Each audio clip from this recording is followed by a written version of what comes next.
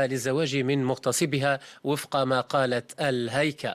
نستمع الآن لمقدم البرنامج مشاهدينا الكرام الذي كان نزل ضيفا على منتدى الصحافة على قناة فرانس 24 أمس مع الزميلة حسنة مليح.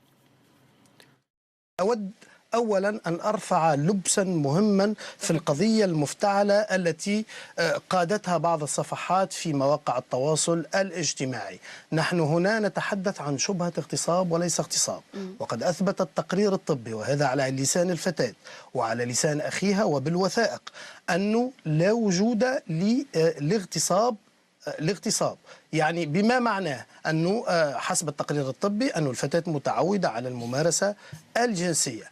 لما اقترحت على الفتاة الزواج ونعاود نقول وأؤكد على هذا بمغتصبها، هذا لم أقله من عندياتي، هذا فصل موجود في المجلة الجزائية التونسية الفصل 227 الذي يخول لا الذي يخول إذا كان الفتاة برضاها، وهذا ما أثبته تقرير الطب الشرعي، أن يتزوج منها. المشكلة في القانون وليست فيا.